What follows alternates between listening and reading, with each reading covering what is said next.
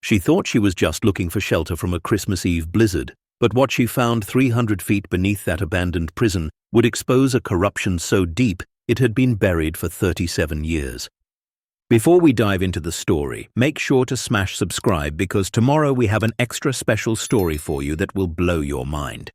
The eviction notice had been taped to the door for 3 days now. Maya Chen stood in the cramped hallway of the apartment building, staring at the bright orange paper like it might suddenly rewrite itself. Final notice: vacate by December 26th. No exceptions. The words blurred as tears welled up in her eyes, but she blinked them back. Crying didn't pay rent. Crying didn't buy insulin. She pushed open the door to apartment 2C, the hinges groaning in protest. The place was barely 600 square feet, with water stains blooming across the ceiling like dark flowers, and a radiator that clanked but rarely produced heat. But it was home. Or at least it had been for the past 14 months, ever since she'd aged out of the foster system and struck out on her own. The apartment smelled like the chicken soup she'd been stretching for 4 days now, mostly broth, a few vegetables, some noodles she'd bought on clearance. Her younger brother, Danny, sat on the sagging couch wrapped in 2 blankets, his face pale and drawn. He was only 16, still technically in the system, but Maya had been fighting for custody since she turned 21. He'd been staying with her unofficially on weekends, but 3 months ago his foster placement had fallen through and she'd taken him in full time. The state didn't know, the landlord didn't know. Nobody knew except them. "Did you get the medicine?" Danny asked, his voice thin and raspy. Maya forced a smile and held up the small paper bag from the pharmacy. "Got it." What she didn't say was that it had cost her the last $63 in her checking account. She didn't mention that her debit card had been declined twice before she remembered the emergency $20 bill tucked in her wallet. She didn't tell him that she'd had to choose between his inhaler and the insulin he needed for his diabetes, and she'd chosen the inhaler because his breathing had been so bad the night before that she'd almost called 911. The insulin would have to wait. She'd figure something out. She always did. Danny took his inhaler treatment while Maya heated up the last of the soup. Outside, snow had begun to fall, light flakes at first, then heavier, angrier. The weather report on their neighbor's television bled through the thin walls. Blizzard warning in effect until tomorrow morning, Christmas Day. Travel not recommended. Temperatures dropping to 15 below zero. Maya looked at the radiator, which had given up entirely sometime around noon. She touched the metal. Stone cold. She'd called the landlord 4 times. No answer. They ate in silence, Danny's breathing still wheezy despite the medication, Maya calculating and recalculating numbers that never added up. The rent was $1,200. She'd been short for 2 months running. She worked at a diner downtown, pulling double shifts when she could, but the tips had been terrible lately, and her manager had cut her hours after she'd missed 3 days when Danny had been hospitalized. She had $17 left. No family, no safety net. And in 3 days, they'd be on the street. After Danny fell asleep on the couch, Maya sat at the kitchen table with her phone, scrolling through job listings, loan applications, anything that might offer a lifeline. But every door seemed locked. No credit, no references, no college degree, no luck. The apartment grew colder as the night deepened. Maya piled every blanket they owned onto Danny and put on 2 sweaters, a jacket, and her winter coat. She could see her breath in the air now, small white puffs that reminded her how fragile warmth really was. Around 11 o'clock, the power went out. The building went dark all at once, the hum of struggling appliances dying into suffocating silence. Maya fumbled for her phone, using its flashlight to navigate to the window. The entire block was black. The blizzard had taken down power lines. Danny stirred on the couch, coughing. "Maya, I'm cold." "I know, baby, I know." She knelt beside him, pressing her hand to his forehead. He was warm, too warm, fever building despite the inhaler. She needed to get him somewhere with heat, somewhere safe. The shelters would be packed tonight, and they'd ask questions about Danny, questions she couldn't answer without risking him being taken back into the system. Her co-workers lived too far away, and she barely knew her neighbors. The diner was closed for Christmas Eve. Maya stood at the window, watching the snow pile up in drifts against abandoned cars. The streetlights were out, but the moon gave enough light to see the skeletal trees bending in the wind and the empty streets that looked like something from the end of the world. And then she saw it. In the distance, maybe 2 miles east, barely visible through the curtain of snow, the old Coldbrook prison. It sat on a hill overlooking the town, a massive stone fortress that had been abandoned since 1988. People said it was haunted. People said the warden had disappeared under mysterious circumstances. People said a lot of things, most of them designed to keep trespassers out. But Maya wasn't thinking about ghosts. She was thinking about stone walls that blocked the wind, thick foundations that held some warmth, shelter. She looked back at Danny, shivering under 4 blankets in an apartment that was becoming a freezer. She looked at the eviction notice on the counter. She looked at her phone. 17% battery, no service, and the temperature dropping fast. She made a decision. "Danny, wake up, we're leaving." He blinked up at her, confused. "Where are we going?" "Somewhere warmer." She helped him into his coat, wrapped a scarf around his neck, pulled a hat down over his ears. She stuffed her backpack with the soup, 2 bottles of water, the medications, a flashlight, matches, and a lighter she'd found in a drawer. "Maya, the storm—" "I know, but we can't stay here." She helped him to his feet, steadying him when he swayed. "There's a building a couple miles from here, old but solid. We can wait out the storm there." She didn't tell him it was the prison. He'd object. He'd be scared. And right now she needed him to trust her, even though she barely trusted herself. They stepped out into the hallway, and Maya locked the door behind them, knowing it might be the last time she ever turned that key. They made their way down 3 flights of stairs and out into the blizzard. The cold hit like a physical blow. Maya gasped, pulling Danny close as the wind tried to rip them apart. Snow stung her face, ice already forming on her eyelashes. She could barely see 10 feet ahead, but she knew the direction. East, uphill, toward the dark shape looming against the slightly lighter sky. They walked in silence, heads down, arms linked. The world had been reduced to whiteness and cold, every step a small battle against the wind. Maya's lungs burned. Her fingers went numb inside her gloves. Danny's breathing grew more labored with each block. "Keep going," she whispered, though she wasn't sure if she was talking to him or herself. "Just keep going." The streets were abandoned. No cars, no people, just the howl of the wind and the crunch of snow under their boots. The town looked alien, unrecognizable beneath the blanket of white. Maya counted streetlights as they passed, using them as markers, but half were dark, knocked out by the storm.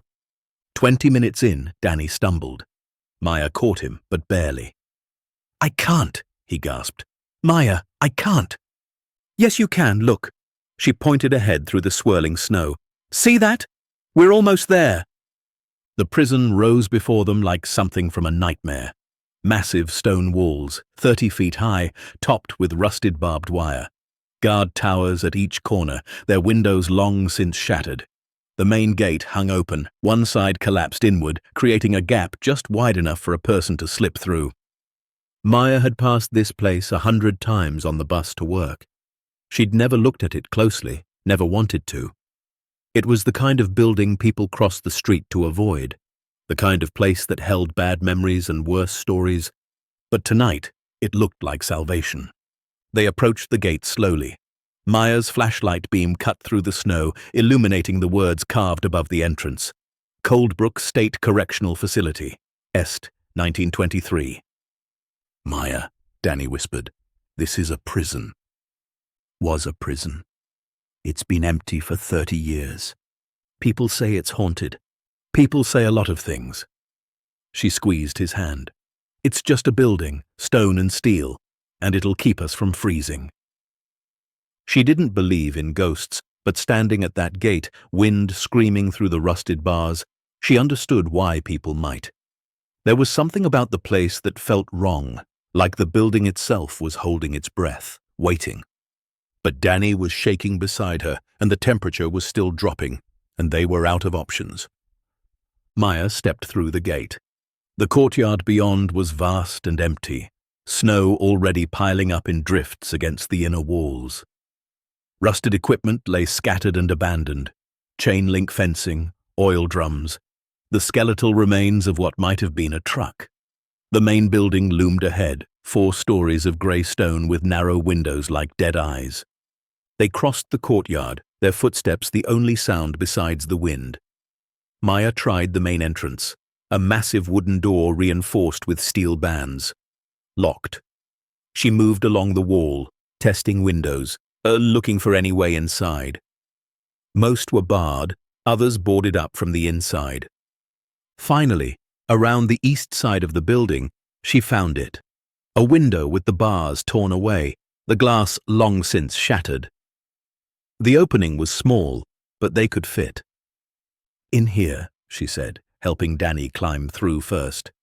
She passed him the backpack, then pulled herself up and over the sill, landing on the concrete floor inside with a soft thud. The beam of her flashlight revealed a narrow corridor lined with doors.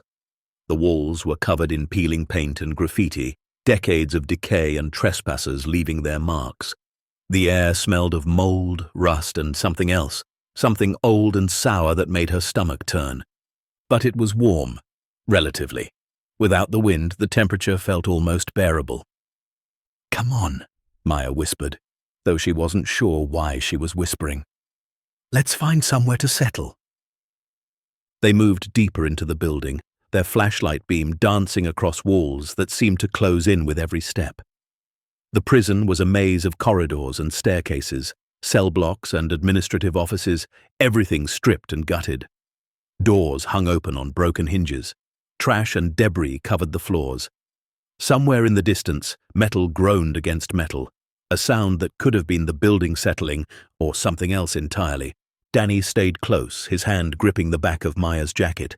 She could feel him trembling, whether from cold or fear she couldn't tell. Maybe both. They passed through a common area, tables and benches bolted to the floor, everything covered in a thick layer of dust. Graffiti covered every surface, names, dates, crude drawings, angry words. Someone had spray-painted "Get Out" in red letters 10 feet high across one wall. Maya kept moving, up a staircase to the second floor. The cell blocks here were more intact, rows of tiny rooms with iron bars and concrete beds. She tested several, looking for one that felt defensible, sheltered. Most were too exposed, too open to the elements through broken windows. Finally, at the end of one corridor, she found a small administrative office. The door was solid steel, still on its hinges. Inside, there was an old desk, a filing cabinet, and best of all, a window that was still intact. The glass was dirty but unbroken, keeping out the wind. "Here," she said. "This'll work." They settled on the floor, backs against the wall. Maya used the backpack as a pillow for Danny, covering him with her coat as an extra layer. She poured the last of the soup into a plastic container, and they shared it cold, neither of them complaining.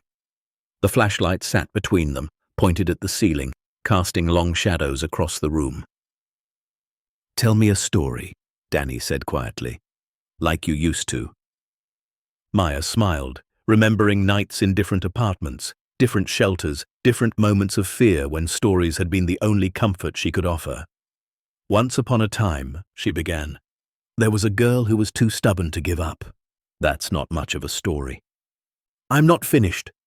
She pulled the blanket tighter around them both. "This girl, she'd been through a lot, lost her parents young, bounced around, learned early that the world doesn't hand you anything. But she had a brother, and he was the best thing in her life. So even when things got hard, impossibly hard, she kept going, because she'd made him a promise." "What promise?" Danny asked, his eyes already drooping. "That they'd always be together, that she'd keep him safe, no matter what." Danny's breathing slowed, deepened. Within minutes, he was asleep. Maya sat in the darkness, listening to the wind howl outside and the building groan around them. She checked her phone. 11% battery, 12:47 a.m. Christmas Day. She let herself close her eyes for just a moment. When she opened them again, something felt different. The darkness seemed thicker, more complete. Her flashlight had died while she slept, leaving them in absolute blackness. She fumbled for her phone, using it to illuminate the room. Danny was still asleep beside her, his breathing steady. But something had changed. She felt it in her bones, a shift in the air, a presence.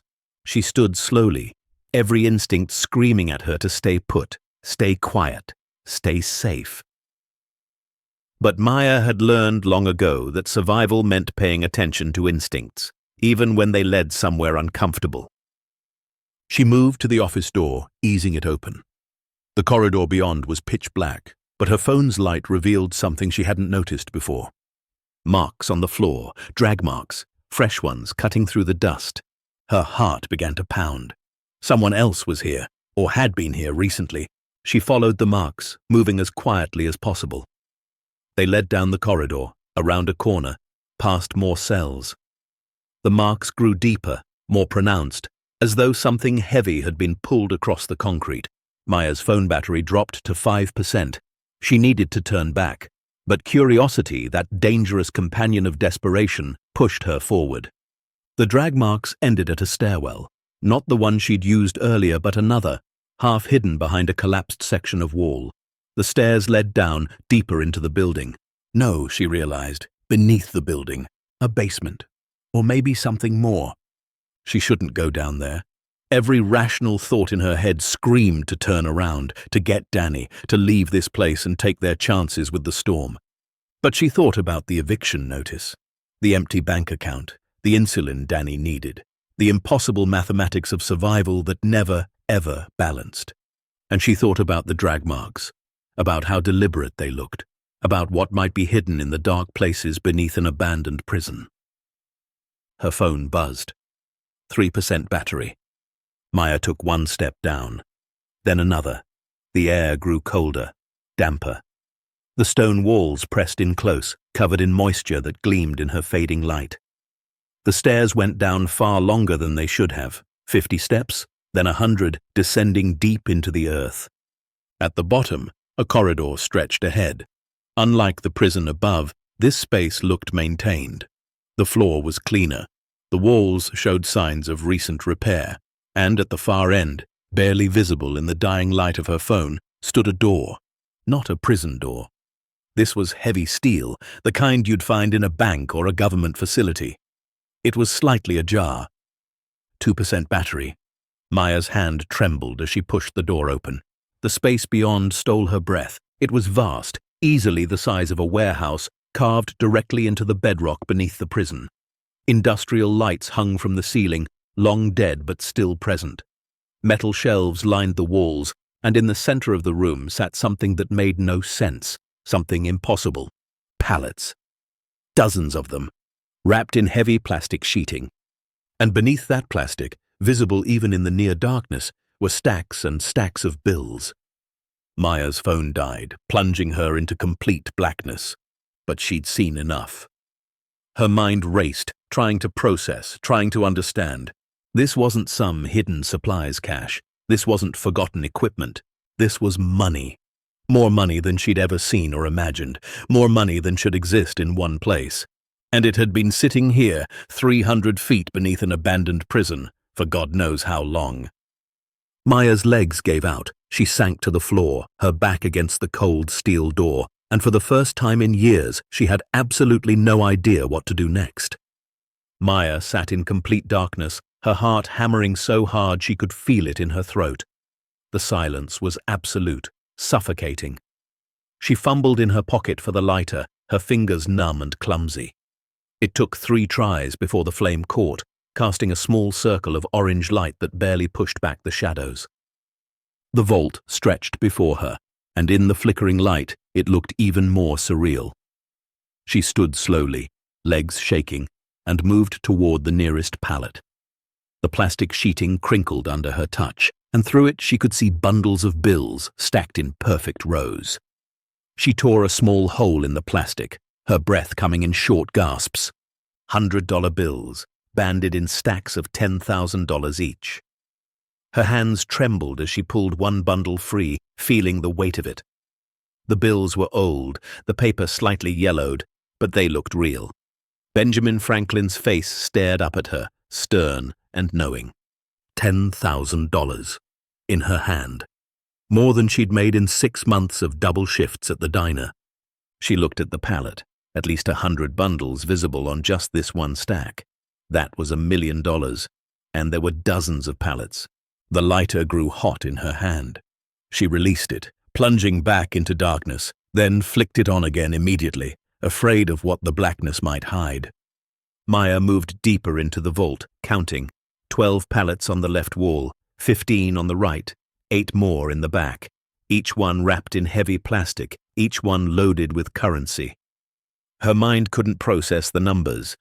Millions, tens of millions, maybe more. This wasn't drug money stashed in an abandoned building. This was organized, professional. The pallets were arranged with precision, each one labeled with a piece of masking tape and a number written in black marker. Pallet 1, Pallet 2, all the way to Pallet 35. She walked to the far wall where a metal desk sat pushed against the concrete. The surface was covered in dust, but underneath she could see papers. She set the lighter down carefully and used both hands to sort through them. Ledgers, 3 of them bound in worn leather. She opened the first one, tilting it toward the light. The handwriting was meticulous, each entry dated and detailed. The first page began in January of 1983. Initial deposit, $2.3 million. Source, state construction contract overage. Authorization, HW. Maya's eyes scanned down the page. More entries, more deposits, each one noting amounts and sources. Prison supply contracts, municipal bonds, federal grant diversions. The numbers grew larger with each page. By December of 1983, the total had reached $7.8 million. She flipped to the second ledger. 1984 through 1986. The deposits continued, sometimes 2 or 3 per month. The sources became more varied. Seized assets, evidence room transfers, pension fund manipulations. And always those 2 initials, HW. The third ledger covered 1987 and part of 1988. The final entry was dated March 14, 1988. Final deposit, $4.1 million. Total vault contents, $87.6 million. Facility compromise suspected. Initiate Protocol 7, HW. That was it. No more entries. Just that final note. The handwriting rushed, almost panicked. Maya's lighter flickered. She shook it, coaxing a few more minutes from the dying flame. Beneath the ledgers, she found something else. A manila folder, thick with documents. She pulled it out carefully. Newspaper clippings. The first one was from the Coldbrook Daily Register, dated March 18, 1988. Warden Harold Wickham missing, presumed dead. Authorities search for prison official after unexplained disappearance. Maya held the clipping closer to the light, reading quickly. Harold Wickham, 52, warden of Coldbrook State Correctional Facility, failed to report for work on Wednesday morning. His vehicle was found abandoned near the Pine River Bridge, keys still in the ignition. Wickham had served as warden for 9 years and was considered a pillar of the community. State police have launched a full investigation, though foul play has not been ruled out. HW Harold Wickham. The next clipping was from 2 weeks later. Prison audit reveals financial irregularities. State investigators probe Coldbrook facility. Maya skimmed the article. Millions missing from operating budgets. Supply contracts awarded to shell companies. Payroll discrepancies stretching back years. The investigation had been thorough but inconclusive. Without Wickham to question, the trail had gone cold. Another clipping, dated June of 1988. Coldbrook Prison to close permanently. Facility deemed structurally unsound and financially unviable. The official story was deteriorating infrastructure and declining prison populations. But reading between the lines, Maya understood. They'd shut it down to bury the scandal. Easier to close the facility than to explain where $87 million had gone. She dug deeper into the folder. More documents emerged. Bank statements from accounts in the Cayman Islands, contracts with construction companies that didn't exist, letters between Wickham and other officials. Mayors, judges, state senators, all with their own codes, their own initials. This wasn't just one corrupt warden. This was a network. They'd been siphoning money for years, using the prison as a hub, filtering stolen funds through dozens of sources.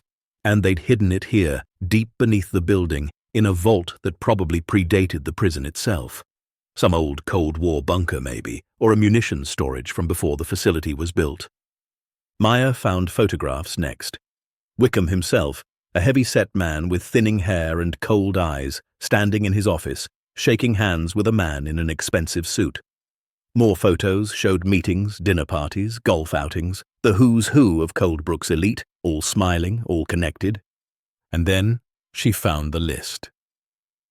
It was typed on yellowed paper, single-spaced, detailing names and amounts.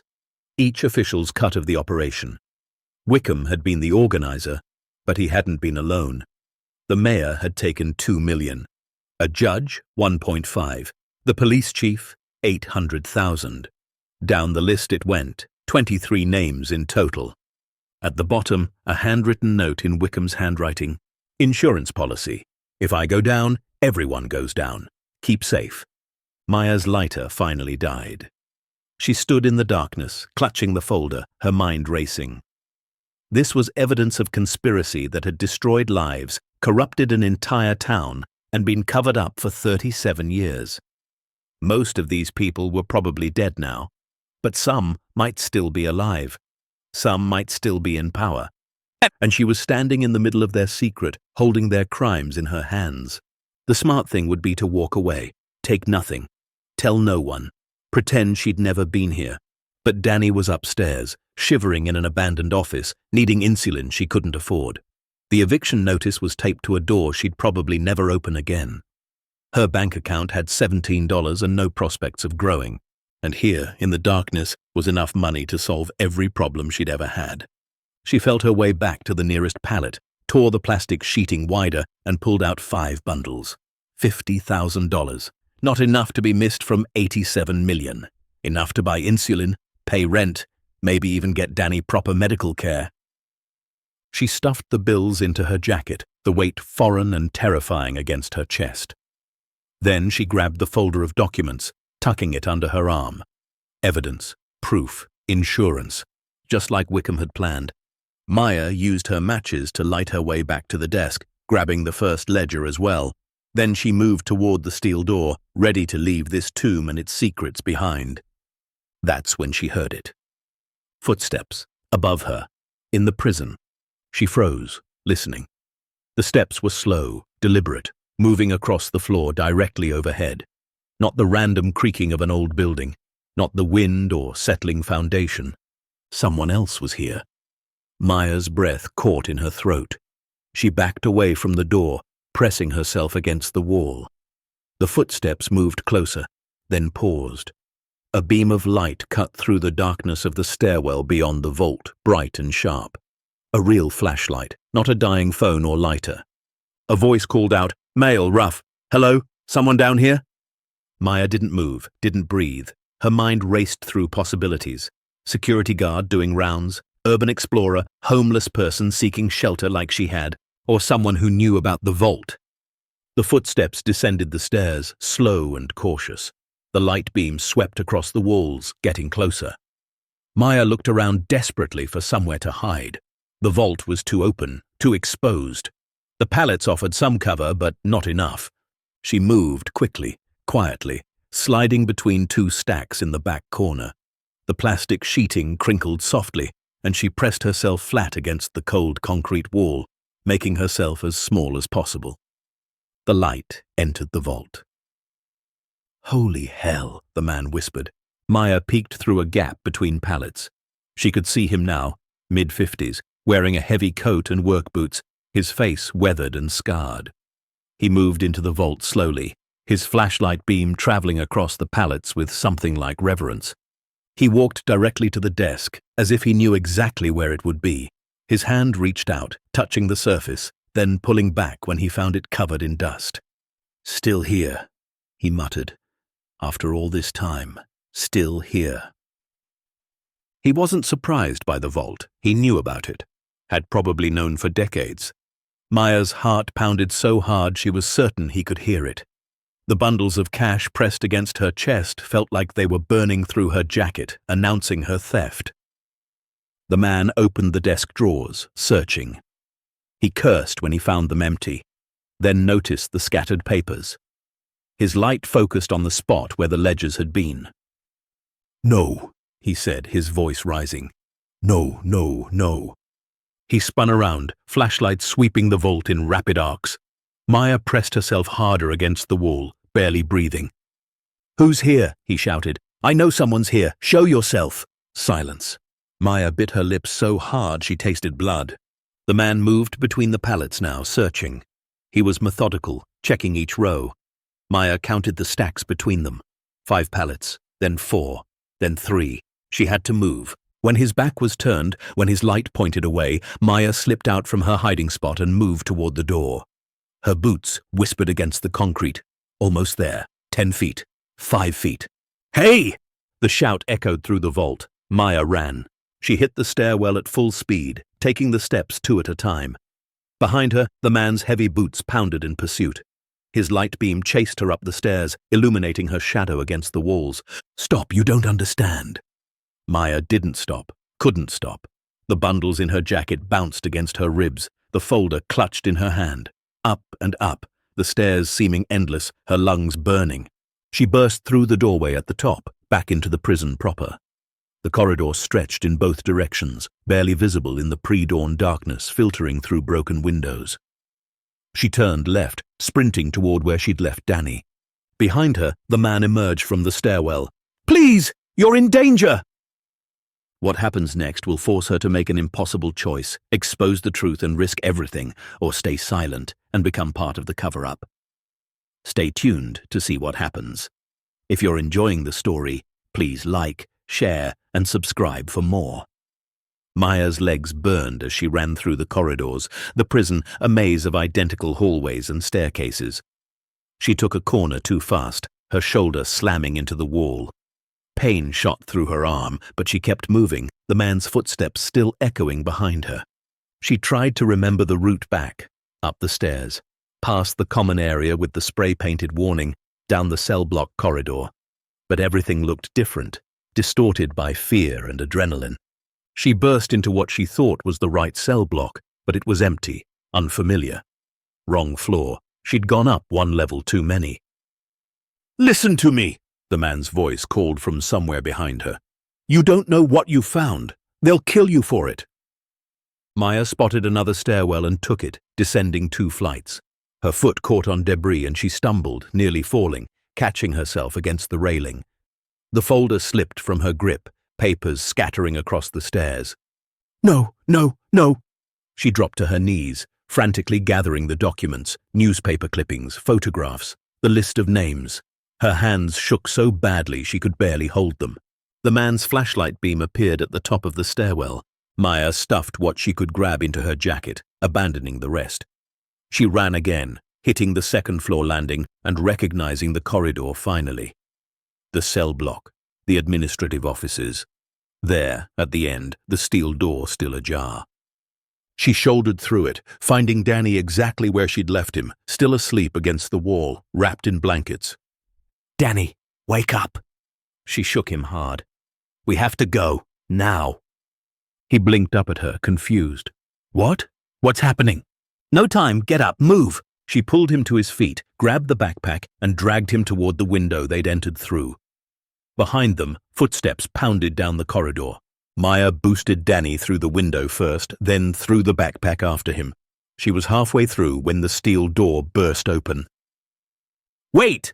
the man shouted. "You don't understand. I'm trying to help you." Maya dropped to the ground outside, landing hard in the snow. She pulled Danny to his feet, and they ran across the courtyard toward the main gate. The blizzard had stopped, leaving the world buried in white. Dawn was breaking, the sky turning pale grey. They squeezed through the collapsed gate and stumbled down the hill toward town. Maya kept looking back, expecting to see the man following, but the prison remained silent behind them. They were 3 blocks away when Danny finally spoke. "Maya, what happened? Who was that?" "I don't know." She was breathing hard, her lungs raw from the cold and exertion. Someone who shouldn't have been there. Did he hurt you? No? She touched the bundles in her jacket, making sure they were still there. No, he didn't. The walk back took forever. The streets were still empty, the town just beginning to wake up. A few early risers were shoveling sidewalks. A snowplow rumbled past. Everything looked normal, peaceful, like Christmas morning in a small town. But Maya felt like she was walking through a different world, one where nothing was normal anymore. She could feel the weight of the cash against her chest, the crinkle of papers in her jacket.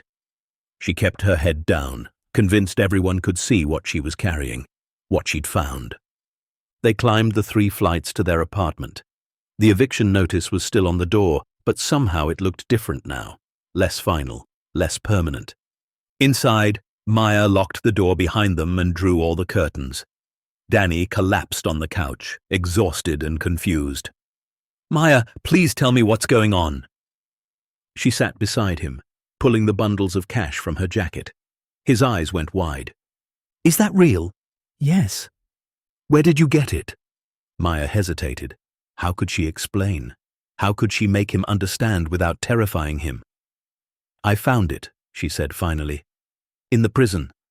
There was a room, hidden underground. It was full of money. Like buried treasure? Something like that. Danny reached out, touching one of the bundles with tentative fingers. How much is here?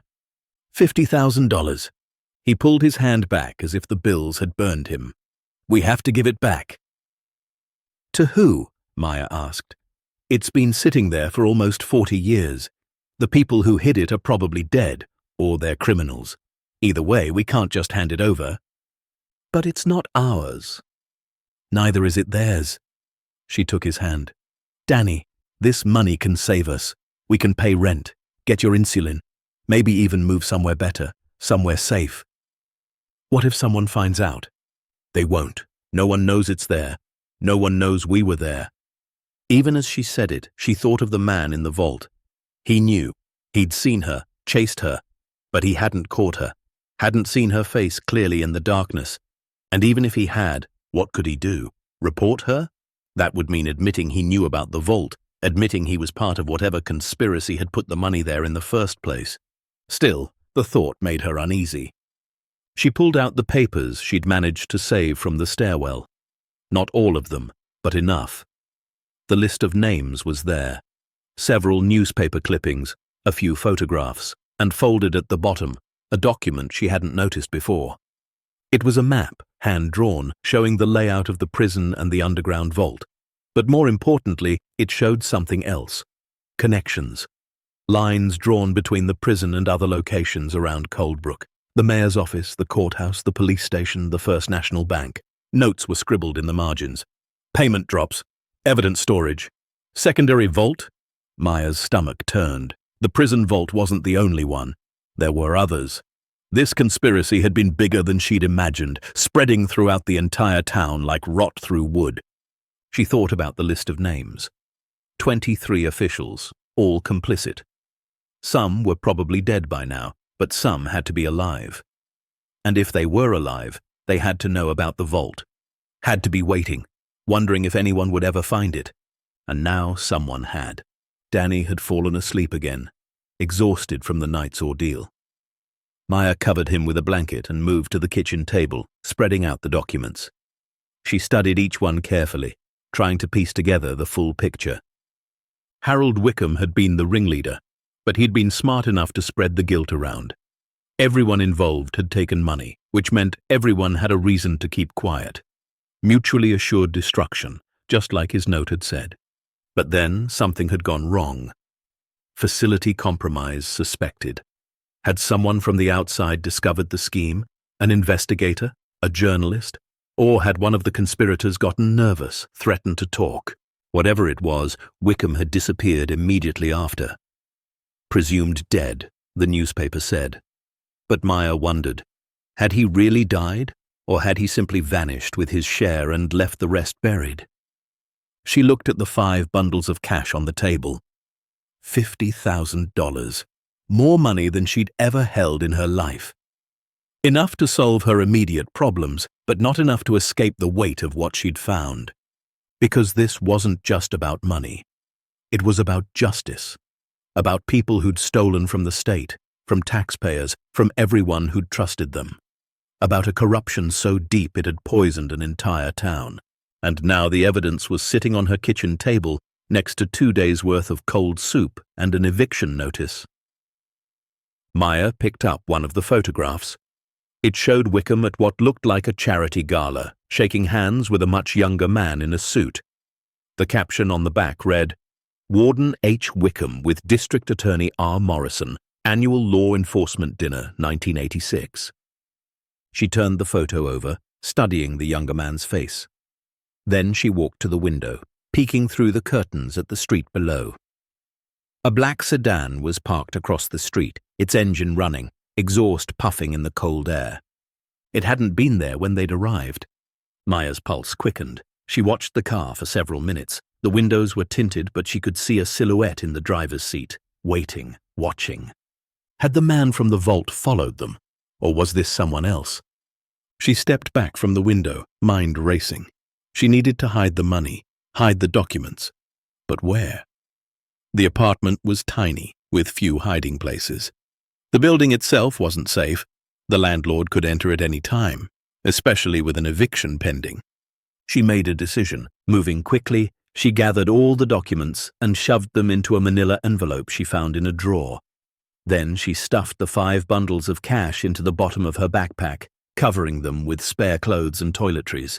She woke Danny gently. "We're going out," she said. "Again? Maya, I'm tired." "I know, baby, but it's important. We need to go somewhere safe." She helped him into his coat and they left the apartment, taking the back stairs this time. The black sedan was still parked out front, so Maya led Danny through the alley behind the building, emerging 2 blocks away. They walked to the one place she thought might offer sanctuary, the public library. It was open even on Christmas Day, or at least the lobby was, providing warmth for anyone who needed it. Maya and Danny slipped inside, finding a quiet corner near the reference section. Danny curled up in a chair with a book, while Maya used the library's computer. She created a new email account, something anonymous and untraceable. Then she scanned the documents she'd brought, using the library's self-service copier. It took nearly an hour, feeding each page through slowly, making sure every word was legible. She saved everything to a cloud drive with the anonymous email address. Backup. Insurance. If something happened to the physical documents, the evidence would still exist. Then she started researching. Harold Wickham. Died March 18th, 1988. Or at least that was the official story. But Maya couldn't find an obituary. No death certificate, no funeral notice, just the missing person report and then nothing. She searched for the other names on the list. Mayor Thomas Brennan died in 1994. Judge Walter Hayes died in 2001. Police Chief David Sullivan died in 2008. But others were still alive. District Attorney R. Morrison, the young man in the photograph with Wickham. Robert Morrison was now 73 years old and serving as a state senator. His official biography painted him as a pillar of the community, tough on crime, dedicated to justice. Maya stared at his photograph on the Senate website. Older now, hair white instead of dark, but the same cold eyes, the same practiced smile. He'd taken $1.2 million according to Wickham's list, and he'd gotten away with it, built a career on it, probably still had it hidden somewhere. She found more. A former city councilman now running a successful law firm. A retired judge who consulted for the state Supreme Court. An ex-police lieutenant who'd become chief of security for a major corporation. They'd all survived, all prospered. The conspiracy had never been fully exposed, and those involved had simply moved on, carrying their secrets and their stolen money into respectable old age. Maya felt something harden inside her. These people had stolen millions while families struggled. They'd corrupted the system meant to protect people, and they'd never faced consequences. And now she had the power to change that. But with that power came danger. These weren't just criminals. They were connected, influential, powerful. If they knew someone had found the vault, found the evidence, They'd do whatever it took to protect themselves. She thought about the man in the vault. "You're in danger," he'd shouted. "They'll kill you for it." Maybe he hadn't been threatening her. Maybe he'd been warning her. Maya closed the browser and deleted the history. She gathered Danny and they left the library, stepping back into the cold Christmas morning. The town looked peaceful, churches ringing their bells, families walking to holiday dinners. But Maya saw it differently now.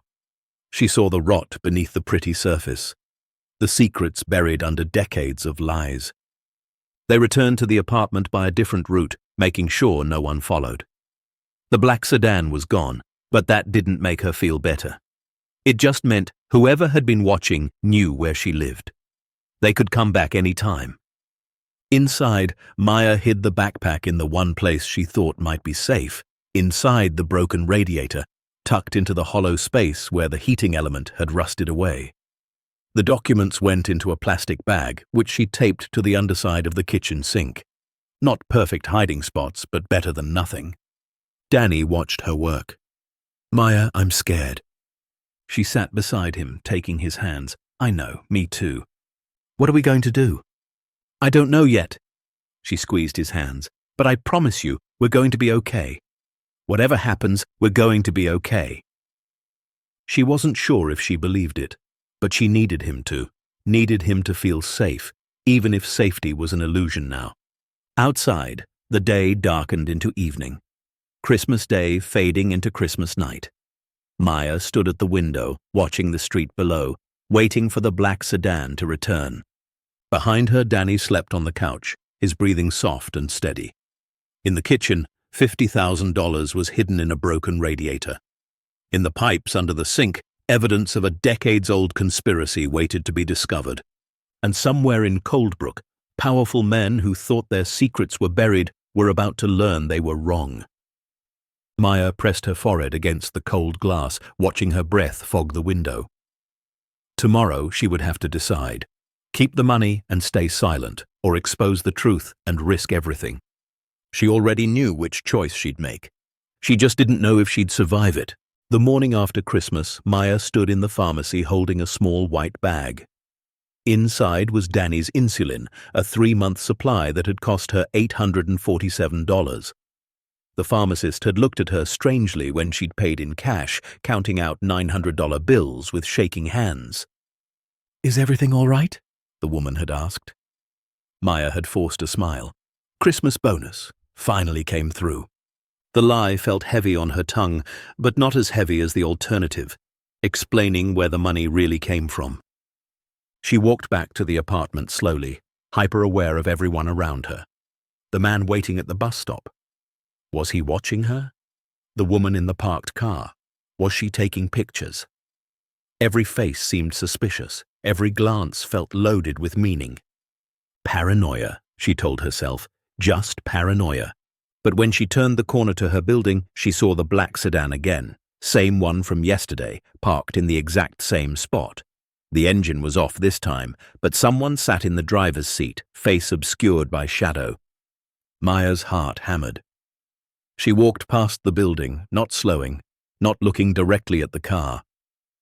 At the next corner, she ducked into a convenience store and watched through the window. The sedan didn't move. She waited 15 minutes, buying a coffee she didn't want, before finally circling back through the alley. She climbed the fire escape to the second floor and entered through a neighbor's apartment, an elderly woman named Mrs. Chen who left her window unlocked. "Sorry," Maya whispered to the empty apartment. "Emergency." She crept through the building's interior hallway and let herself into her own apartment. Danny was awake, eating cereal at the kitchen table. "Maya, why'd you come in through—" "Shh." She locked the door, engaged the chain, then moved to the window. From this angle, she could just see the sedan, still there, still waiting. "What's wrong?" Danny asked, his voice small. Maya pulled the curtains closed. "Nothing, just being careful." She gave him the insulin, watching relief flood his face as he put it in the refrigerator. One problem solved, but 100 more waited in the wings. Over the next 3 days, Maya spent the money carefully.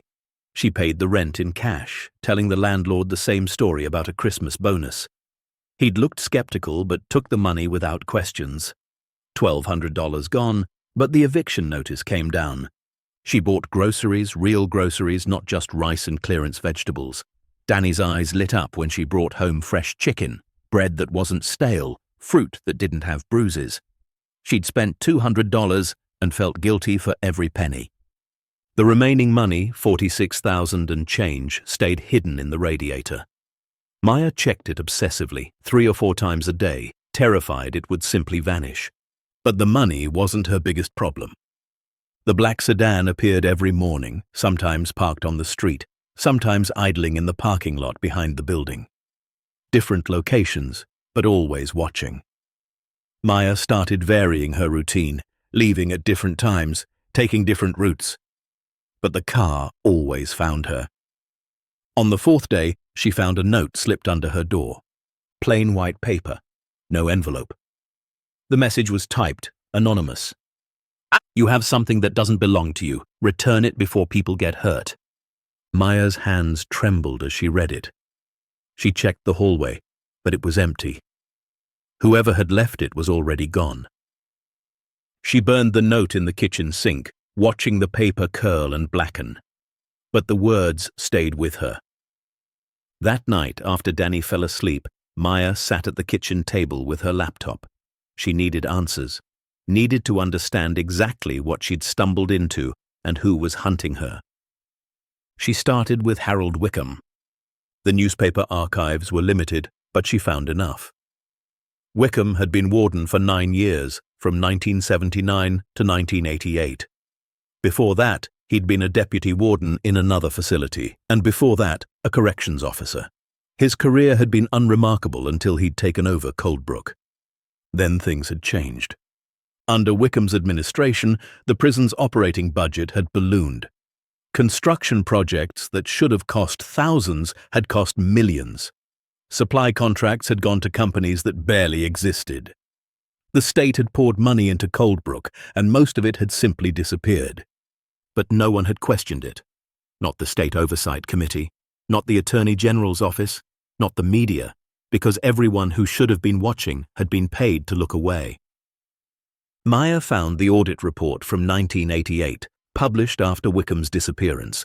It was damning, identifying $37 million in unexplained expenditures. But the report had been buried, labeled inconclusive, and filed away. The prison had closed and everyone had moved on. Except the money hadn't been spent. It had been hidden, and the audit had only caught half of what Wickham had stolen.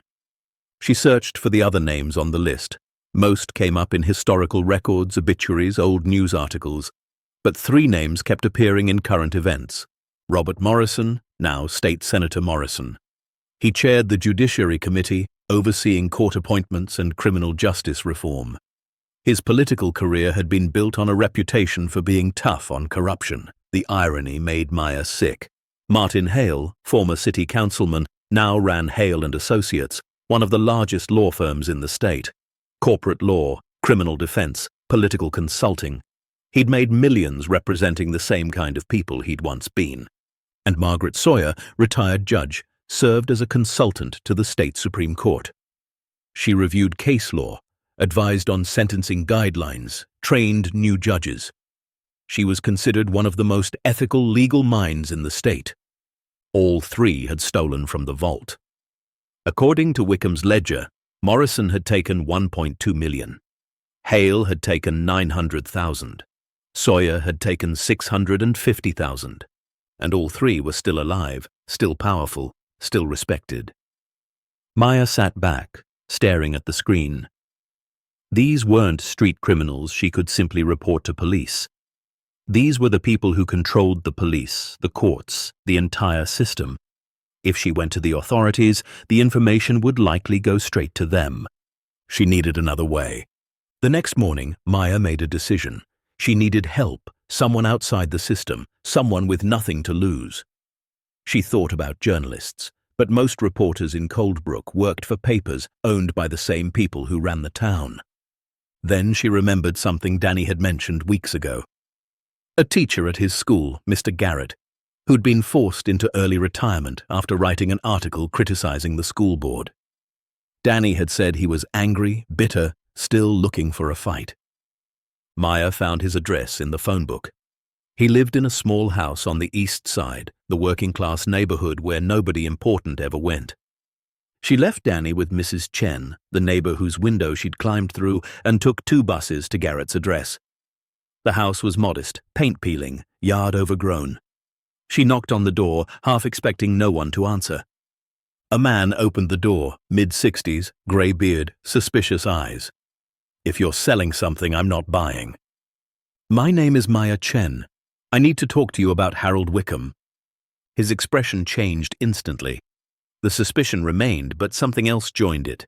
Interest, maybe even excitement. "Come in," he said. The house was cluttered with books and newspapers, every surface covered in research materials. Garrett led her to a dining room table buried under files and photographs. "I've been investigating Wickham for 20 years, he said without preamble. "Ever since I started teaching at Coldbrook High and heard the old-timers talking. They all knew something happened at that prison. They all knew it wasn't just about structural problems." Maya pulled out the envelope she'd brought, the one containing copies of the documents she'd found. She laid them on the table. Garrett's hands trembled as he picked up the first page, the ledger entries. His eyes widened. "Where did you get these?" "The prison. Underground. There's a vault." "I knew it." He laughed, a sharp, almost manic sound. "I knew they had to have hidden it somewhere. The money never turned up. The audit found discrepancies, but not the actual cash. I always thought—" He trailed off, reading through the documents with increasing intensity. When he reached the list of names, he sat down hard in his chair. "Morrison, Hale, Sawyer, Jesus Christ, I knew some of these people were dirty, but I never had proof." He looked up at Maya. "Do you understand what you have here?" "Yes." "This could bring down some of the most powerful people in the state. They won't let that happen without a fight." "I know." Garrett studied her face. "So why bring it to me? Why not go to the police?" "Because the police might be part of it. Or they might be scared of the people who are. I need someone who doesn't care about making enemies." He smiled grimly. "Well, you came to the right place. I've got nothing to lose. They already took my career, my reputation. All I've got left is the truth." They spent the next 3 hours going through everything. Maya told him about finding the vault, about the man who'd chased her, about the black sedan and the threatening note. Garrett took notes, asked questions, cross-referenced the documents with his own research. "This man in the vault," Garrett said. "Did you see his face clearly?" "Not really, it was dark, but he was older, maybe 50s or 60s. He knew about the vault, acted like he'd been there before." Garrett pulled out a photograph from one of his files. Could this be him? Maya studied the image. It showed 3 men standing outside the prison, all in corrections officer uniforms. The photo was dated 1987. "Maybe," she said, pointing to the man on the left. "The build is right, and the scars on his face." "That's Richard Dalton. He was a senior corrections officer under Wickham. Loyal, brutal, exactly the kind of man Wickham would trust. He was forced out when the prison closed, but he never left town." "You think he's been guarding the vault all these years? Or waiting for a chance to get back in? If Wickham trusted him with the location, he might have promised him a share." Garrett tapped the photograph. "The question is, what does he want now? Is he trying to protect the money or steal it for himself?" Maya thought about the man's words in the vault. "You're in danger. They'll kill you for it." "He said I was in danger," she told Garrett. "That they'd kill me. Maybe he was warning me, not threatening me. Or maybe he was trying to scare you away so he could have it all." Garrett stood up, pacing. "Either way, you've stirred up something that's been dormant for decades. People are going to start asking questions, and when they find out you have evidence, they're going to come for you." As if summoning them, Maya's phone buzzed. "Unknown number." She answered cautiously. "Hello?" Heavy breathing. Then a voice, distorted, mechanical. You should have left it alone. Last warning. The call ended. Maya's hand shook as she lowered the phone. Garrett watched her carefully. "That's escalating faster than I expected," he said. "Someone's already tracking your phone."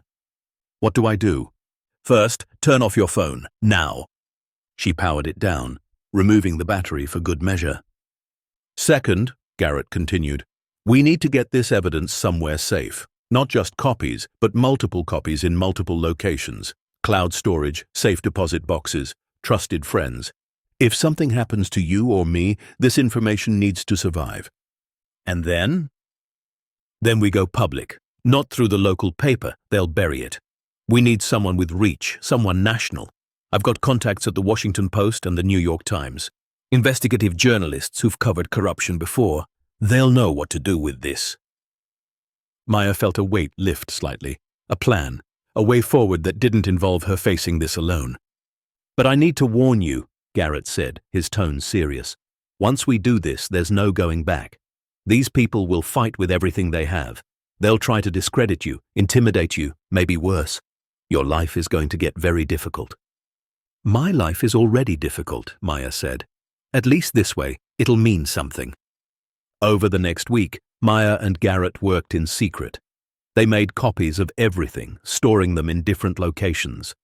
Garrett reached out to his journalist contacts, setting up encrypted communications. Maya went back to the prison twice more, during daylight hours, documenting the vault with photographs and video. The second trip nearly ended in disaster. She was in the vault photographing the pallets when she heard voices above. Multiple people moving through the prison. She killed her flashlight and hid behind the pallets, heart racing. The voices grew louder. They were in the corridor outside the stairwell. "Been breached. Someone's been down here." "How do you know?" "Footprints in the dust.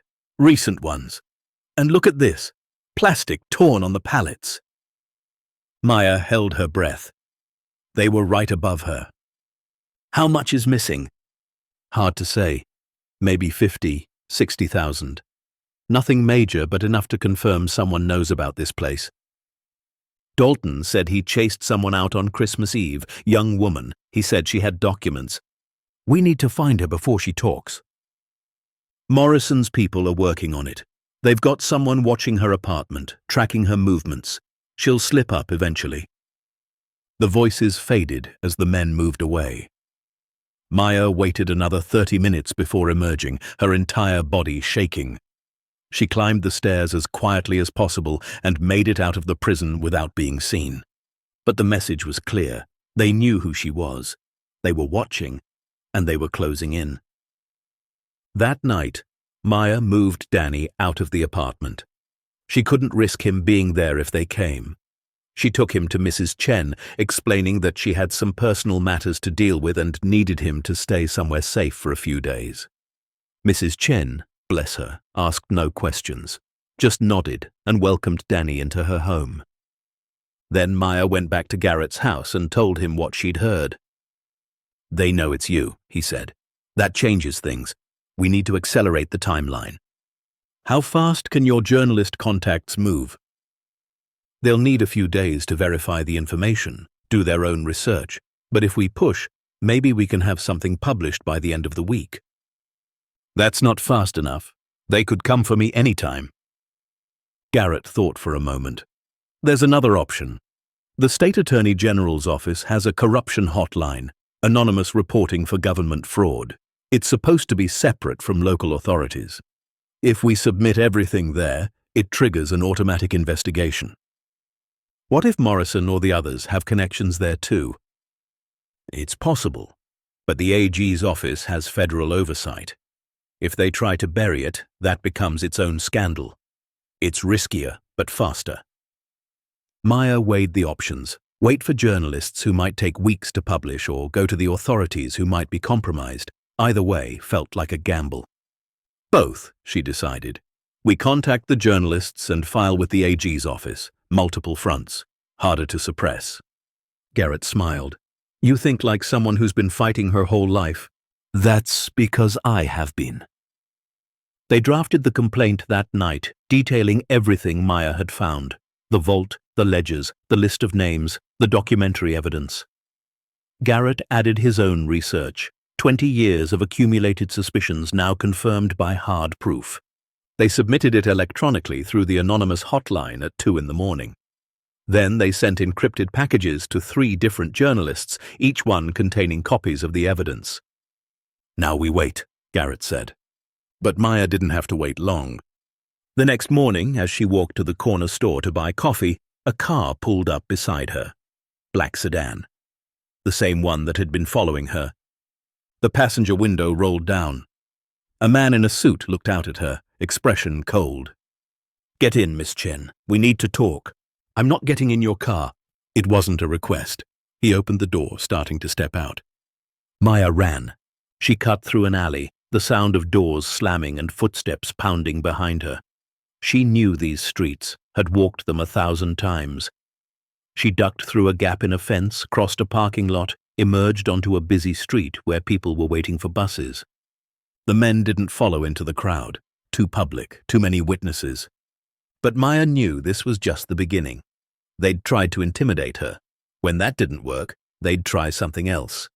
She made her way to a coffee shop 3 blocks from Garrett's house and called him from a payphone. "They tried to grab me," she said, breathless, "on the street in broad daylight." "Jesus, where are you?" "Near your place, but I don't think I should come there. They might be watching you too." "Meet me at the library. Public place, security cameras. They won't try anything there." Maya agreed and hung up.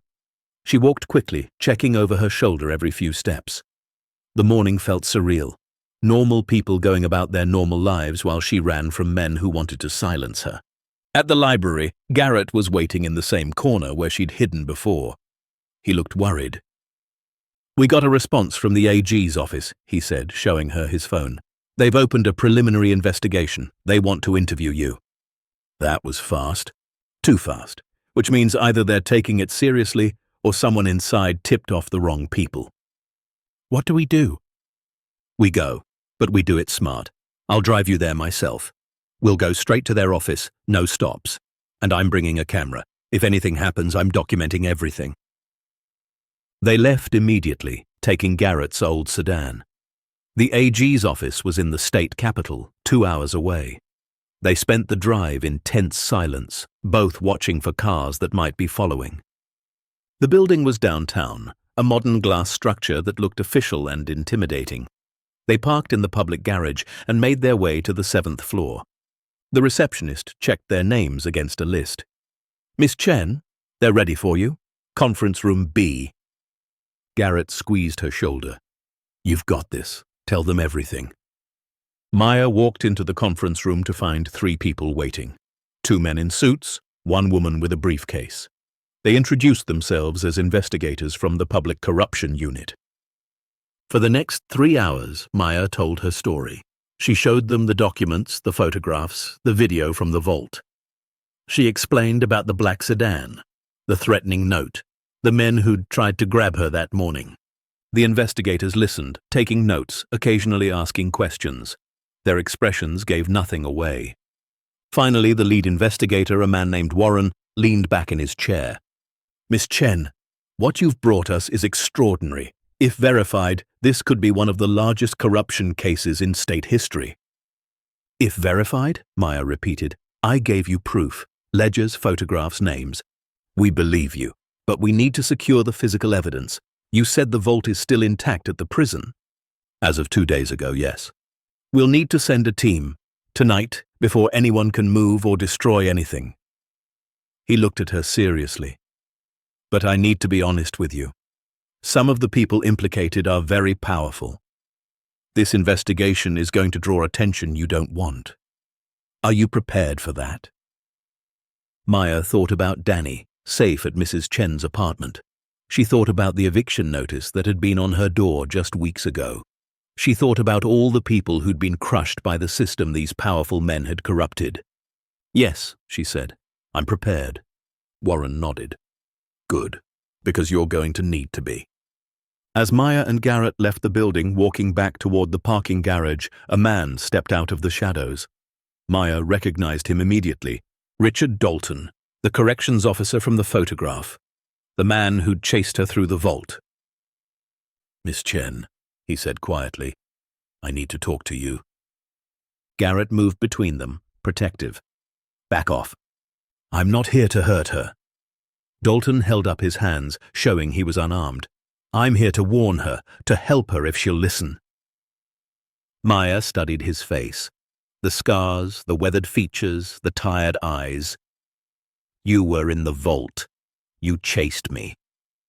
Because I thought you were one of them, coming to move the money before anyone found out. I've been watching that vault for 37 years, making sure it stayed sealed, waiting for someone to finally expose what Wickham did." "You worked for Wickham?" "I worked under him, but I wasn't part of the conspiracy. I was just a corrections officer trying to do my job. When I found out what he was doing, he threatened my family, said if I talked, he'd make sure they paid. So I stayed quiet. And when he disappeared, when they shut down the prison, I thought that was the end of it." "But it wasn't," Maya said. "No, because the people who took that money are still out there, and they've been waiting just like me, waiting to see if anyone would ever find the vault. Now you have, and they're going to do whatever it takes to protect themselves." "Why are you telling me this?" Dalton's expression was pained.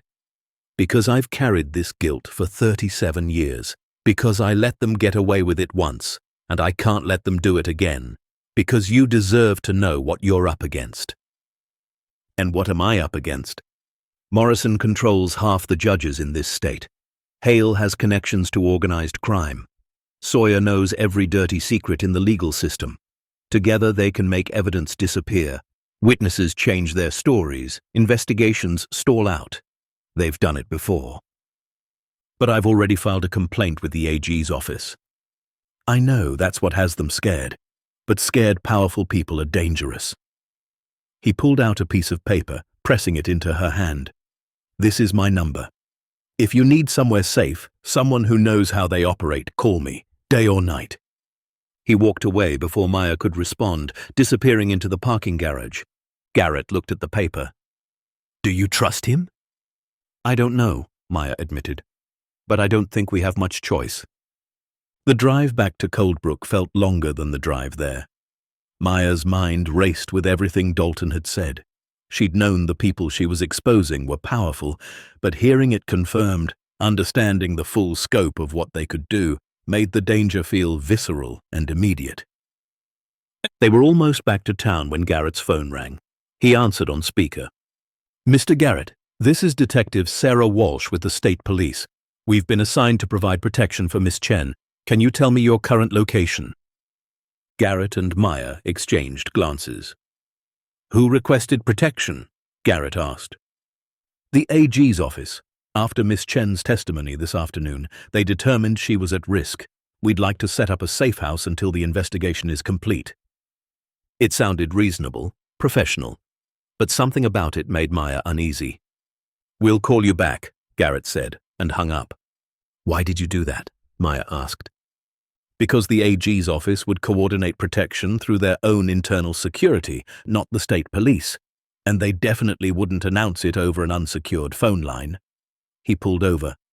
"Someone's trying to find out where we are." Maya's blood ran cold. They're inside the investigation already. Or they intercepted the communication somehow. Either way, we can't trust official channels right now. "Then where do we go?" Garrett thought for a moment, then made a decision. "We go public, right now.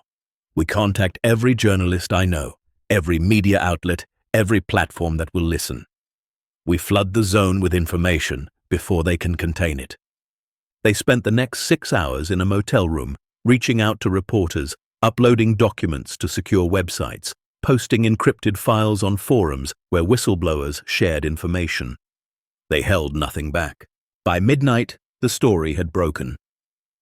State senator and others implicated in decades-old prison corruption scandal.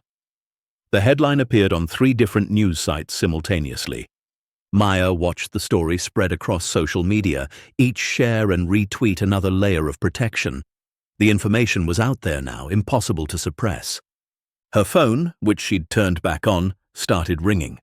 Reporters requesting interviews, the AG's office demanding she return their calls, and one number she didn't recognize, calling over and over. She answered that one. "Miss Chen." The voice was elderly, refined, female. "My name is Margaret Sawyer. I believe you have some documents that belong to me." Maya's breath caught. Judge Sawyer, one of the names on Wickham's list. "They don't belong to you," Maya said. "They're evidence of crimes you committed." Alleged crimes, based on documents of questionable authenticity found by a desperate young woman with financial problems. Who do you think people will believe? They'll believe the evidence. Evidence can be discredited, witnesses can be impeached, and young women can have unfortunate accidents. Sawyer's tone hardened. "I'm offering you a way out, Miss Chen. Return what you took, sign a non-disclosure agreement, and you'll receive a substantial settlement, enough to solve all your problems and disappear quietly." "How much?" $5 million. Maya's mind reeled. $5 million. Enough to take care of Danny forever. Enough to never worry about rent or food or medicine again. "And if I refuse?" she asked. "Then I can't guarantee your safety, or your brother's." The threat hung in the air like poison. Maya looked at Garrett, who was listening intently. "I'll think about it," Maya said, and hung up. "You're not actually considering it," Garrett said. "No," Maya's voice was firm. "But I wanted her to think I might be. Wanted to buy us time." "Time for what?" "To finish this." She pulled up the journalist contacts on Garrett's computer. "You said your friend at the Washington Post was interested. Call her. Tell her we're ready to go on record, full interview, everything, tomorrow morning." "Maya, if you do that interview, you become the face of this story. You can't hide anymore." "I'm done hiding," she said. "These people have been hiding for 37 years. Someone needs to step into the light." The next morning, Maya sat in front of a camera in a Washington Post video studio, connected via satellite. The journalist, a woman named Patricia Hammond, who'd won 2 Pulitzers for investigative reporting, asked careful, probing questions. Maya answered them all. She told the story from the beginning. The eviction notice, the blizzard, finding the vault, the discovery of the evidence. She showed the documents on camera, explained the ledgers, named the names. "These are serious allegations against prominent public figures," Patricia said. "Are you prepared for the legal battle this will trigger?" "I'm prepared for the truth," Maya replied. "Whatever comes with that, I'll face it." The interview aired that afternoon. Within hours, it had been viewed 3 million times. By evening, Senator Morrison had issued a statement denying everything. Hale's law firm released a press release calling it a hoax. Sawyer's office declined to comment. But the AG's office, responding to public pressure, announced a full criminal investigation. Federal prosecutors indicated they might get involved. The FBI opened a case file. The story had become too big to bury. That night, Maya returned to her apartment for the first time in days. She needed to get some of Danny's things, needed to check on the money still hidden in the radiator. She unlocked the door carefully, checking for signs of intrusion. Everything looked undisturbed. She moved to the radiator, reaching into the hollow space, empty. The money was gone. All $46,000 vanished. Maya's heart sank. They'd been here, had searched the apartment and found it while she'd been gone. But then she noticed something else, a note tucked where the money had been. She unfolded it. The handwriting was unfamiliar. "Money is in a safe place. They can't steal what they can't find. When this is over, I'll return it. R.D. Richard Dalton." He'd taken the money to protect it, to protect her. Maya wasn't sure whether to feel relieved or violated, but at least the money was safe, assuming she could trust him. She grabbed Danny's clothes and medications, stuffing them into a bag. As she turned to leave, she heard footsteps in the hallway. Multiple people, moving quickly. She ran for the fire escape, throwing the window open. Behind her, someone pounded on the apartment door. "Maya Chen, open up! Police!" She didn't stop to verify if they were real police or not. She climbed out onto the fire escape, descending rapidly. Behind her, she heard the door being kicked in. She dropped the last 8 feet to the alley, landing hard and rolling. Pain shot through her ankle, but she forced herself up and ran. Behind her, voices shouted, footsteps on the fire escape. Maya limped through the alley, emerging onto a street where late-night traffic provided cover.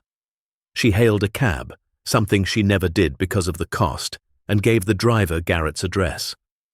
As they pulled away, she saw 3 men in suits emerge from the alley, looking around frantically. She'd escaped, but barely. At Garrett's house, she collapsed on the couch, her ankles swelling. Garrett got ice and wrapped it while she explained what had happened. "They're not even pretending anymore," he said. "That's either very bad or very good." "How is it good?" "Because desperation means we're winning. They're making mistakes, moving too openly. The more they push, the more evidence we have of harassment and intimidation." Maya's phone rang, Dalton's number. "You have my money," she said when she answered. "I have evidence," he corrected. The money was marked, serial numbers recorded in Wickham's ledgers. If they'd found it on you, they could have claimed you stole it from the vault, used it to discredit everything else you found. So I removed it before they could. "How did you know they'd search my apartment?" "Because I would have. And because I've been watching your building. I saw them go in an hour before you arrived. You're lucky you didn't get there sooner." Maya didn't feel lucky. She felt hunted. "What do I do now?" "You keep fighting," Dalton said. "You've hurt them badly. They're scrambling. In a few days, when the investigation really kicks in, when federal agents start asking questions they can't dodge, it'll be over. You just have to survive until then." "Survive," Maya repeated bitterly. "That's what I've been doing my whole life." "I know," Dalton said quietly. "But this time, you're not just surviving. You're winning." He hung up. Maya sat in the darkness of Garrett's living room, ice on her ankle, exhaustion pulling at every part of her. She thought about Danny, safe with Mrs. Chen. She thought about the vault beneath the prison, the $87 million that had corrupted so many people for so long. She thought about the choice she'd made on Christmas Eve, to step inside that prison seeking shelter. A choice that had led her here, to this moment, where powerful people were trying to destroy her for daring to tell the truth. But she wasn't sorry, not even a little. Because for the first time in her life, Maya wasn't just surviving from one day to the next, hoping things would somehow get better. She was fighting for something bigger than herself, fighting for justice, for accountability, for the idea that even the most powerful people couldn't escape consequences forever. And she was going to win, even if it killed her. The news cycle moved fast, but the investigation moved faster. Within 72 hours of Maya's interview airing, federal agents had descended on Coldbrook. They sealed off the prison, turned the vault into an active crime scene, and began the painstaking work of cataloging everything inside. The initial count confirmed what Maya had seen: $87.6 million, exactly as Wickham's ledger had recorded. But the money was just the beginning. The investigation expanded rapidly. FBI forensic accountants traced the serial numbers on the bills, connecting them to state funds that had disappeared between 1983 and 1988. The Department of Justice opened cases against Morrison, Hale, and Sawyer. Subpoenas went out to dozens of others whose names appeared in Wickham's documents. And Maya Chen, the 23-year-old former diner waitress who'd stumbled into a vault looking for shelter, became the most important witness in the biggest corruption case in state history. The media attention was overwhelming. News trucks parked outside Garrett's house, where Maya had been staying. Reporters shouted questions every time she stepped outside. Her face appeared on the front page of newspapers across the country. "The whistleblower who wouldn't stay silent," one headline read. "How one woman exposed decades of corruption," declared another. Maya didn't feel like a hero. She felt exhausted, scared, and constantly looking over her shoulder. The federal prosecutors assigned to her case were professional, but frank. "These are powerful people with significant resources," lead prosecutor Amanda Cross told her during their first meeting. "They're going to come at you hard. Character assassination, frivolous lawsuits, maybe worse. We'll provide protection, but you need to understand what you're signing up for." I already signed up, Maya said, the moment I walked out of that vault. Protection came in the form of 2 U.S. Marshals who shadowed her movements 24 hours a day. They moved her to a safe house outside the city, a nondescript ranch home where she and Danny could stay under guard. It felt like prison and sanctuary at the same time. Danny struggled with the change. "When can we go home?" he asked repeatedly. "Soon," Maya would promise, though she had no idea if it was true. Home felt like a concept from another life, something she'd left behind on Christmas Eve. The legal proceedings began in February. Grand jury testimony, depositions, preliminary hearings. Maya spent hours in conference rooms, recounting the same story over and over, answering questions from lawyers who tried to poke holes in her timeline, her motives, her credibility. Morrison's defense team was particularly aggressive. They painted her as a desperate woman who'd broken into the prison illegally, stolen money, and fabricated documents to justify her theft. They presented her eviction notice, her overdue bills, her lack of employment as evidence of her unreliability.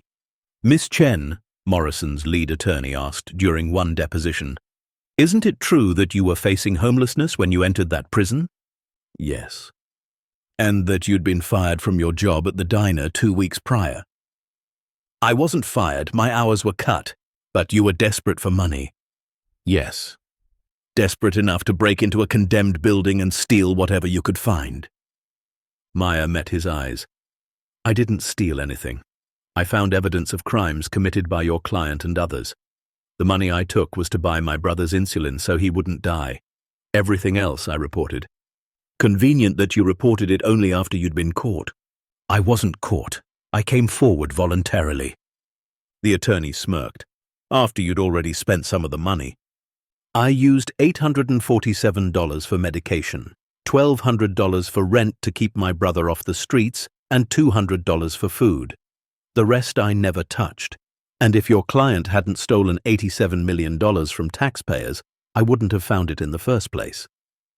The attorney moved on, but Maya could see she'd landed a blow. The truth was simple, stark, and impossible to spin away. As winter turned to spring, the full scope of the conspiracy began to emerge. Investigators traced the stolen money to dozens of sources: prison operating budgets, construction contracts, state pension funds, federal grants meant for education and infrastructure. The theft hadn't just enriched corrupt officials, it had devastated the community. Schools had gone underfunded, roads had deteriorated, social services had been cut. For 5 years, Coldbrook had been systematically robbed by the people sworn to protect it, and the effects had rippled forward for decades. Prosecutors identified over 300 families who'd been directly harmed. Parents who'd lost jobs when businesses closed due to lack of infrastructure. Students who'd attended crumbling schools without adequate resources. Elderly residents whose pensions had been reduced. The victims weren't abstract statistics. They were real people whose lives had been quietly destroyed. Maya met some of them during the investigation. A woman named Patricia, whose husband had died because the ambulance couldn't reach their home in time on roads that hadn't been repaired. A man named Thomas, who'd never gone to college because the scholarship fund had been drained. A teacher named Helen, who'd spent 30 years in classrooms without heat, without books, without hope. "Thank you," Helen said when they met at a victims' advocacy meeting, "for caring enough to come forward." Maya's throat tightened. "I just did what anyone would do." "No," Helen said firmly. "Most people would have taken the money and run. You chose differently. That matters." The trial for Morrison, Hale, and Sawyer began in June. Maya testified for 3 days, walking the jury through everything she'd found. She presented the ledgers, the photographs, the documents.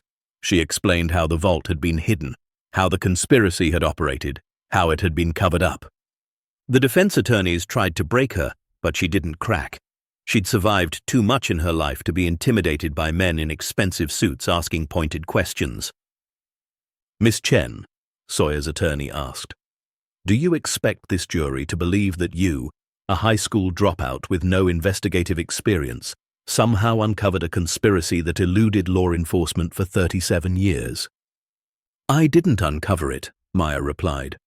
Harold Wickham documented everything himself. I just found his records and had the courage to come forward. Or the greed to fabricate evidence in hopes of a reward. If I wanted money, I could have taken the $87 million and disappeared. Instead, I reported it. That doesn't sound like greed to me. The jury deliberated for 4 days. Maya spent them in the safe house, pacing, unable to eat or sleep. Danny tried to distract her with card games and movies, but nothing worked. When the verdict came in, prosecutor Amanda Cross called personally. Guilty, she said, her voice triumphant. On all counts. Morrison, Hale, and Sawyer are going to prison. Maya sat down hard, relief flooding through her. For how long? Morrison got 25 years. Hale got 18. Sawyer got 15. With their ages, they'll likely die in prison. And we're still pursuing charges against 6 others who were involved. It's over? The trial is, but the work is just beginning. She was right. The convictions triggered a cascade of legal and financial consequences. The state began the process of recovering stolen funds. Though much of the money had been spent or hidden decades ago, victims filed civil suits seeking compensation. The federal government launched audits of other prisons and state agencies looking for similar schemes. And in August, the state attorney general announced a reward program. Under whistleblower protection laws, Maya was entitled to 10% of any funds recovered as a result of her information. 10% of $87.6 million. $8.76 million. Maya stared at the letter informing her of the amount, unable to process it. She'd gone from having $17 to her name to being a millionaire. The number felt surreal, impossible, like something from someone else's life. What are you going to do with it? Danny asked when she told him. Maya thought about all the things she'd dreamed of during those desperate nights when she didn't know how they'd survive. A real home, security, peace. But those dreams felt small now, insufficient. I'm going to do something that matters, she said. She started with the victims. Working with prosecutors and advocacy groups, Maya established a fund to compensate families who'd been harmed by the conspiracy. She contributed $2 million, ensuring that people like Patricia, Thomas, and Helen would finally see some measure of justice. She paid off Danny's medical expenses, set up a trust for his education, and bought them a modest house on the outskirts of Coldbrook. Nothing ostentatious, just a safe, warm place where they could finally breathe. But the bulk of the money went towards something bigger. In September, Maya purchased the Coldbrook prison property from the state for $1. The building that had once hidden corruption would become something entirely different. A center for justice education and community healing. She hired architects, historians, and educators to help design the transformation. The main cell blocks would become classrooms where students learned about civic responsibility, government accountability, and the importance of speaking truth to power. The administrative offices would house legal aid services for low-income families. The courtyard would become a memorial garden honoring the victims of the conspiracy. And the vault, the underground chamber where $87 million had sat hidden for decades, would remain exactly as it had been found.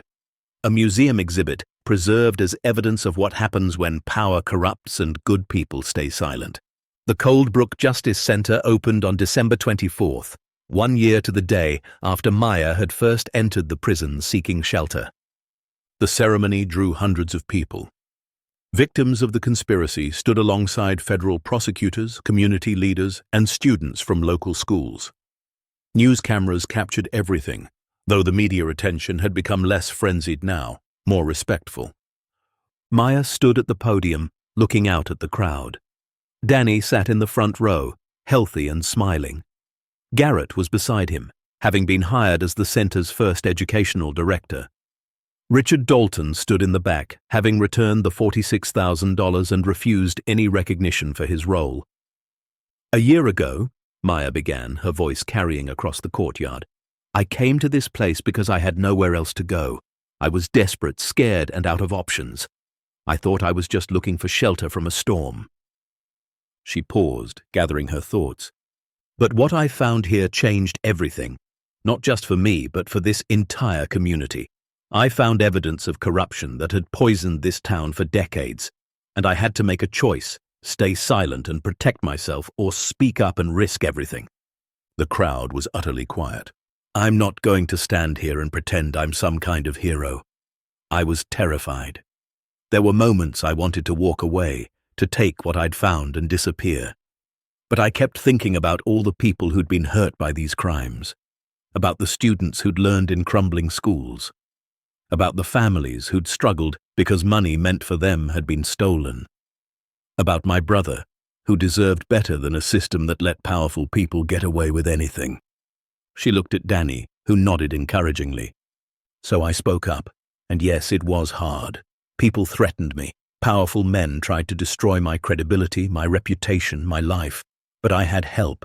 People like James Garrett, who'd been pursuing this truth for 20 years. People like Richard Dalton, who carried guilt for decades and finally found a way to make it right. People like Amanda Cross and the federal prosecutors who believed me when they had no reason to. Maya gestured to the prison behind her. This building used to represent corruption, abuse of power, the worst of what people can become. Now it represents something different: accountability, justice, the idea that one person, even someone without power or money or connections, can make a difference if they're brave enough to try. She pulled out a piece of paper, slightly worn, her own eviction notice from a year ago. I keep this as a reminder. When I got this notice, I thought my life was over. I thought I'd failed my brother, failed myself. But that desperate night led me here, to this moment, to this community, to this work that I believe in with everything I am. Tears ran down her cheeks, but she didn't wipe them away. The Coldbrook Justice Center isn't just about the past.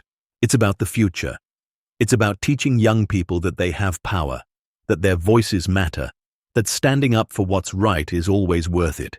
It's about healing wounds that have festered for too long, and it's about making sure that what happened here never happens again. The crowd rose to its feet, applause thundering across the courtyard. Maya stepped back from the podium, overwhelmed. After the ceremony, as the sun set and people began to leave, Maya walked through the prison alone.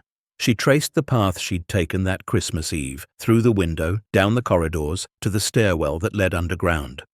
At the entrance to the vault, now behind protective glass with placards explaining its history, she stopped and stared. The pallets were gone, seized as evidence and eventually liquidated. But the space remained, stark and haunting. "Quite a year," a voice said behind her. She turned to find Garrett, hands in his pockets. "Quite a year," she agreed. "You know, when you first came to my house with those documents, I thought we might get a newspaper article, maybe an investigation. I never imagined this." He gestured to the building around them. "Neither did I," Maya admitted. "I was just trying to survive." "You did more than survive. You changed things, really changed them." They stood in comfortable silence for a moment. "I got a letter yesterday," Maya said, "from a girl in Ohio. She's 15, in foster care, struggling. She said reading about what I did gave her hope, made her feel like maybe her life could be more than what it looked like right now." "That's beautiful." "It's terrifying," Maya corrected. "Because I'm not special. I'm not some fearless crusader. I was just a desperate woman who got lucky and then made hard choices. What if people expect me to be something I'm not?" Garrett smiled. "Then you be exactly what you are, human, flawed, real. That's what makes your story powerful. You didn't wait for someone stronger or smarter or braver. You did it yourself, scared and uncertain. That's the example people need." Maya nodded slowly. He was right, even if it didn't feel like enough. Over the following months, the Justice Center became what Maya had hoped it would be. Schools brought students for field trips, learning about government, accountability, and the importance of engaged citizenship. The legal aid services helped dozens of families navigate systems that had once felt impossible.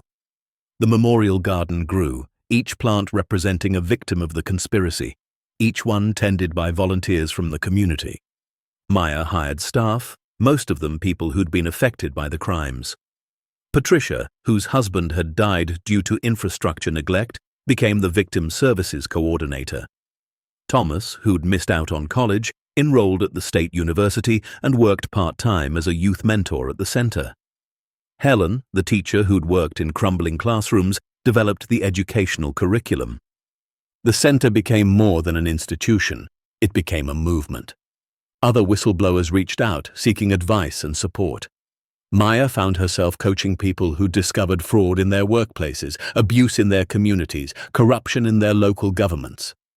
She couldn't help everyone, but she tried. "You've become what you needed a year ago," Garrett observed one day. Maya thought about that. A year ago, she'd been alone, with no resources and no support. Now she was building a network of people committed to protecting those who spoke difficult truths. In November, Maya was invited to testify before Congress about whistleblower protections. She sat in a chamber filled with senators and representatives, cameras rolling, and told her story once again. "The decision to come forward cost me everything I had," she told them.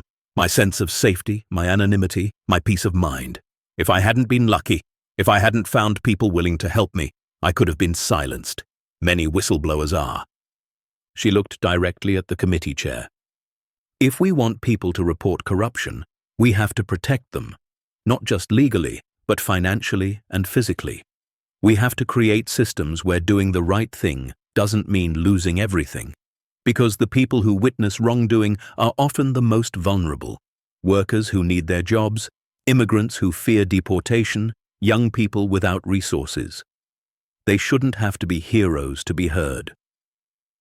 The testimony led to new legislation strengthening whistleblower protections and providing more resources for those who came forward. It wasn't perfect, but it was progress. By December, 1 year after the Justice Center opened, Maya had settled into her new life. She directed the center's operations, working with a team of people she trusted. She'd finished her GED and enrolled in online college courses, studying public policy and criminal justice. Danny was thriving in school, his health stable, his future bright. They spent Christmas Eve at the center, hosting a community dinner for anyone who needed a warm meal and safe place. Hundreds came, families struggling financially, elderly people living alone, teenagers aging out of foster care. The building that had once represented isolation and corruption now represented connection and hope. As Maya served food and talked with guests, she found herself next to a young woman, maybe 20, who looked nervous and out of place. "First time here?" Maya asked. The woman nodded. I saw you on TV. The interview about finding the vault. It inspired me." "Yeah?" "I work at a nursing home. I think the owner is stealing from the residents, taking their social security checks. I've been documenting everything, but I'm scared to report it. I could lose my job. I might get sued. But those people, they're so vulnerable, and someone needs to help them." Maya set down the serving spoon and gave the woman her full attention. "What's your name?" "Jennifer." "Jennifer, I'm not going to lie to you. Coming forward is hard. People will try to intimidate you. They'll attack your credibility. You'll have moments where you wonder if it's worth it." Maya reached out and took her hand. "But those vulnerable people you're protecting, they need someone like you. Someone who sees what's happening and refuses to accept it. What if I'm not strong enough?" "You're here, aren't you? That takes strength. And you won't be alone. We'll help you. The center has lawyers who can advise you, advocates who can support you. You don't have to do this by yourself." Jennifer's eyes filled with tears. "Thank you." As the evening wound down and guests began to leave, Maya stood in the memorial garden looking up at the stars. The same stars that had been shining the night she'd first stumbled into this prison, desperate and afraid. She thought about everything that had changed. The convictions, the recovered funds, the lives that had been impacted. But mostly she thought about the choice she'd made in that underground vault, to take not just money for herself, but evidence that could help everyone. "Penny for your thoughts?" Danny appeared beside her, bundled in a coat she'd bought him with money that didn't make her anxious anymore. "Just remembering," Maya said. "Last Christmas Eve?" "Yeah." "Best worst night of our lives," Danny said with a slight smile. Maya laughed. That's one way to put it. They stood together in comfortable silence, breath misting in the cold air. Maya? Danny said after a while. I'm proud of you. I know I don't say it enough, but I am. You saved us. You saved a lot of people. We saved each other, Maya corrected. You gave me a reason to keep fighting. All those times I wanted to give up, I'd think about you and find the strength to keep going. So we're a good team. The best team. Inside the center, through the large windows, Maya could see volunteers cleaning up from the dinner. Garrett was laughing at something Patricia had said. Helen was showing Thomas architectural plans for an expansion they were considering. Richard Dalton sat in a corner, talking quietly with a young man who'd recently come forward about police corruption in his neighborhood. This was her legacy. Not the millions of dollars in recovered funds, not the convictions or the news coverage. This room full of people committed to justice, to healing, to building something better than what had come before. A year ago, Maya had been a desperate young woman with $17 and an eviction notice, facing a Christmas Eve that felt like the end of everything. She'd entered an abandoned prison seeking shelter from a storm and found instead a truth that would change her life and her community forever. She'd been terrified, had made mistakes, had doubted herself constantly, but she'd kept going, kept speaking, kept fighting, and in doing so, she'd discovered something powerful. That ordinary people facing impossible circumstances can still choose courage, can still demand accountability, can still make a difference. Come on, Maya said to Danny. Let's go home. As they walked to their car, Maya took one last look at the prison, lights glowing warm against the December darkness. It didn't look scary anymore. It looked like hope. And tomorrow on Christmas Day, they'd wake up in their own home, safe and together. They'd have breakfast, maybe watch movies, definitely laugh. They'd be a family not because they had to survive, but because they chose to thrive. The desperate girl who'd entered that prison was gone. In her place stood a woman who'd learned that justice wasn't something handed down from above. It was something you fought for, something you built, something you protected even when it cost you everything. Maya Chen had stumbled into a vault and found more than money. She'd found her purpose, her voice, her power, and she was just getting started. Anyone can change the world if they're willing to stand up when it's easier to stay silent, to speak truth when it's dangerous to do so, to believe that justice matters even when powerful people say it doesn't. Maya Chen was just looking for shelter from a storm. What she found beneath that abandoned prison was her destiny. Because for Maya, and for every person she's inspired since, the greatest treasures aren't the ones we hide. They're the ones we bring into the light. The end. Up next, 2 more incredible stories of courage and transformation are waiting for you. Click to discover what happens when ordinary people make extraordinary choices. And don't forget to hit subscribe if you believe that one person can still change the world, because tomorrow we have another mind-blowing story that will remind you why truth always finds a way.